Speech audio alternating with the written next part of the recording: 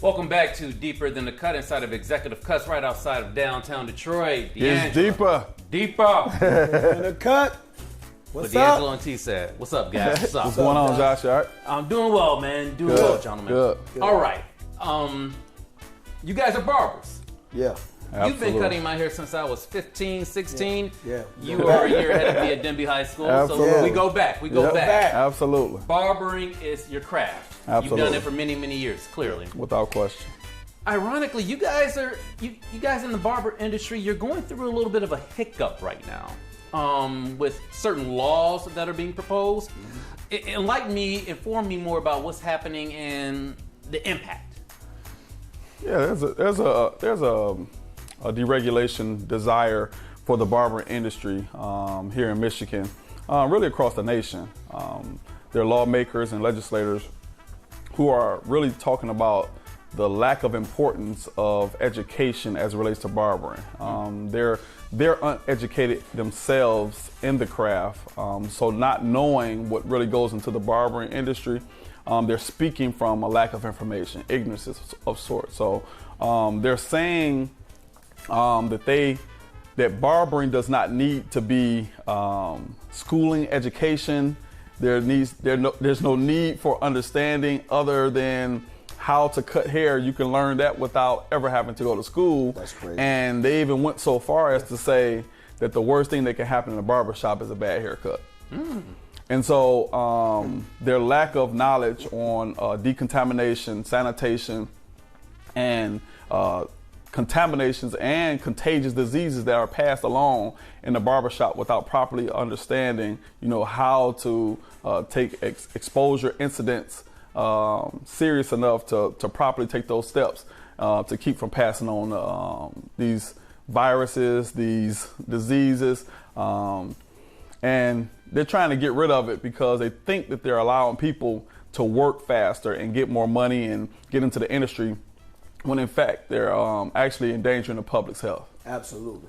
And I agree, of course, both licensed instructors through the state of Michigan, the curriculum that we have to teach, it speaks to if you go from the most important to the least important. Number one, the most important law that we have to stand by, and this is from the state of Michigan, that they're more concerned with the safety, the health, and the welfare of the public. Absolutely. It's not about a haircut. So haircuts should not even be in this conversation for a person that is within any institution, barbering institution, a licensed instructor, licensed teacher, motivator, whoever, facilitator.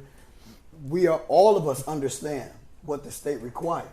So in every school, every institution within the body of Michigan, we understand what to teach. And the state of Michigan, they make the rules and they also enforce them. And so when they visit the shop and they come to inspect, number one they want to look for the building license, right? And then they want to look for the license of every barber in the shop. That's number two. Number three, guess what they want to? They're not sitting waiting looking at haircuts. They're looking at your back stand. Where's the disinfecting solutions? How do we reduce contaminants on any surface? How do we do that? And so for the legislators, whoever those are, that party would speak ignorant.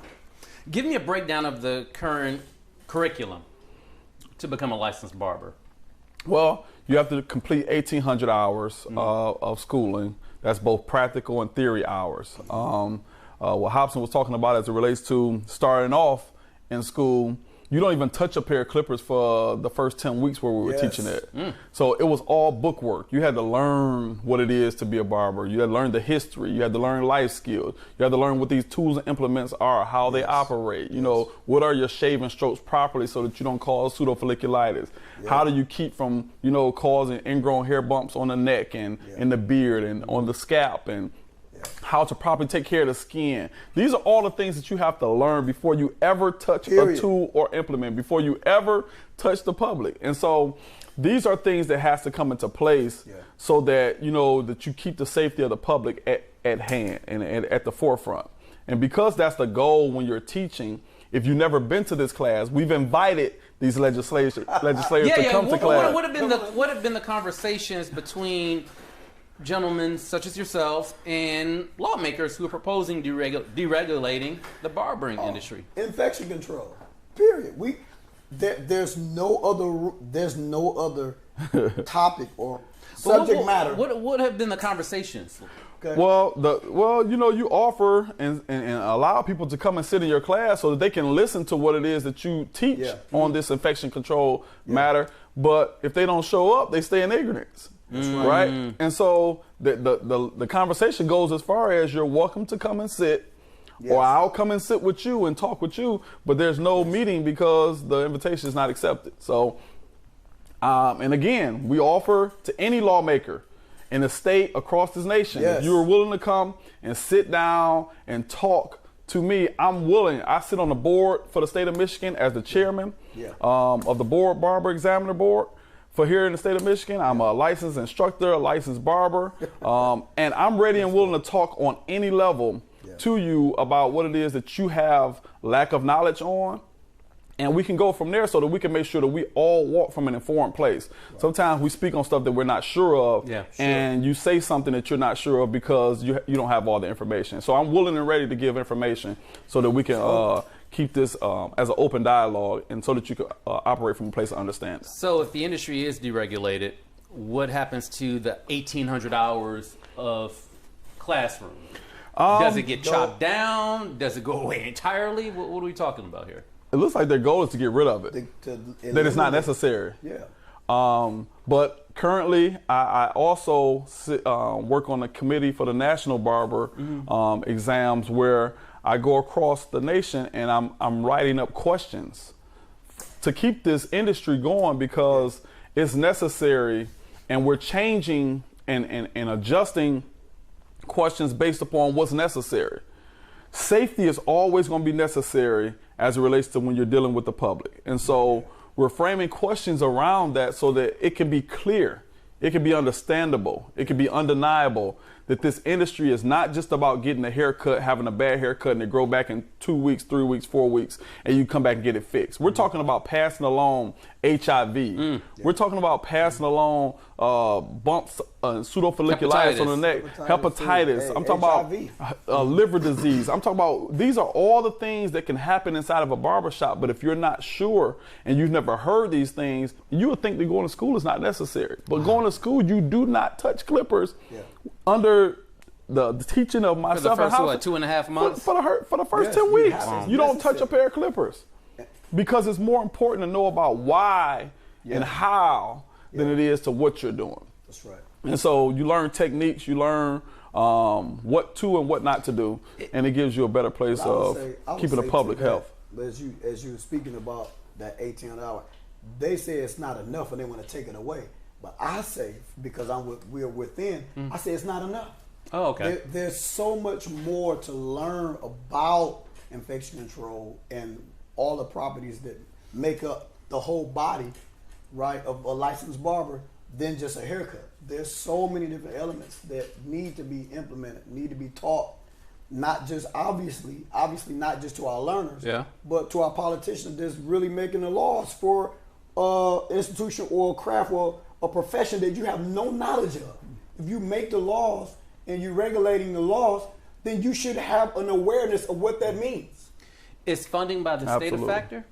Say it again. Is funding by the state a factor? No, the state has been doing an amazing job as it relates to giving people opportunity to work in a craft, to take care of what's needed.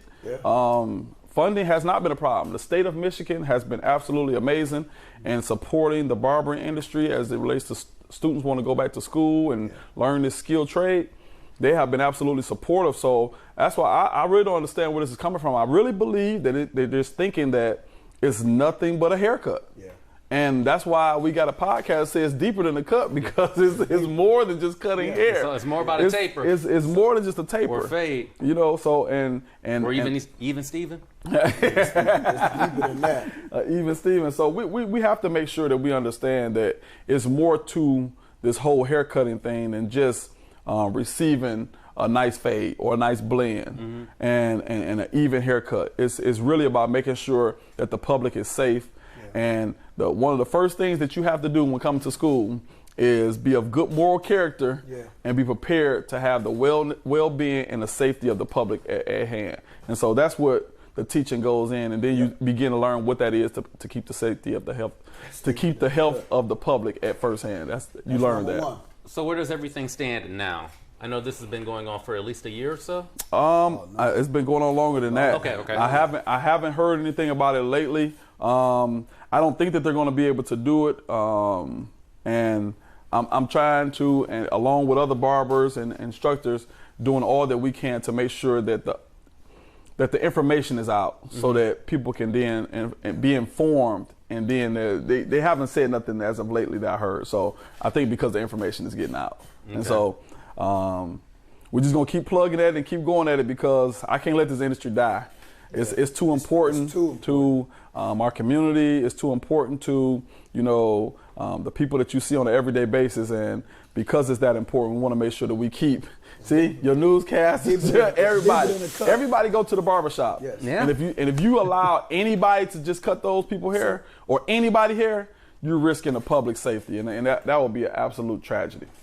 Yeah. Never caught ringworm, tetanus, one of those diseases, have you, Josh? No. Since 2001? No. No. Just saying. Well, bragging. I'm bragging on Jesus, but I'm just saying. He's never caught any diseases, any bacterial infections. Why do you think that? It's not because, by osmosis. Yeah, this happens because educated mind and learner. Education says that you have to protect the patrons at all costs. T, what was the name of the barbershop you used to cut at on Kelly Moraine? T&J's Touch of Perfection.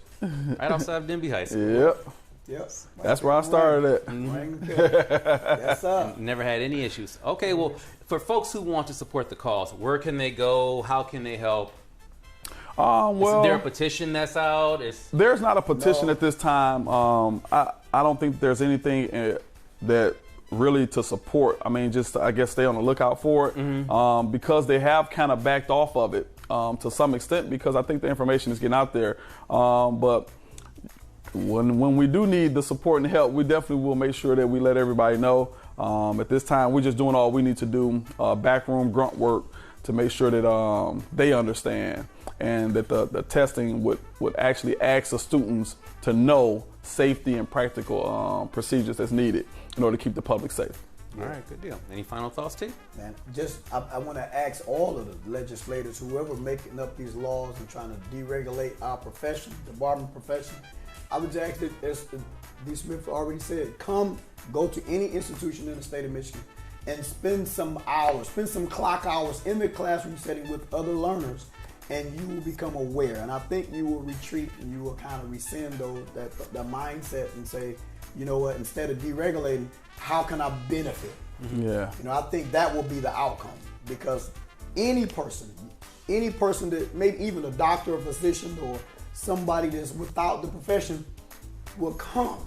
They will be inspired from whoever the facilitator is, the material that they're covering. I believe everybody will become aware they will have the knowledge and they will rescind, they would draw back all of the talking about deregulations and all that. They will retract from that and they will actually build a different team and figure out how can we benefit and make better support every institute and support every institution. Come hang out. Come hang out. That's all. It's free. Just come hang out. It's free. You don't have to pay for it. Come on down here to Joseph Campbell. Spend some clock hours with us, and I guarantee you, your mind will change. All right, fair enough. D'Angelo, T, always a pleasure. It's always a pleasure. Deeper than the cut. Yes, sir. Better know it.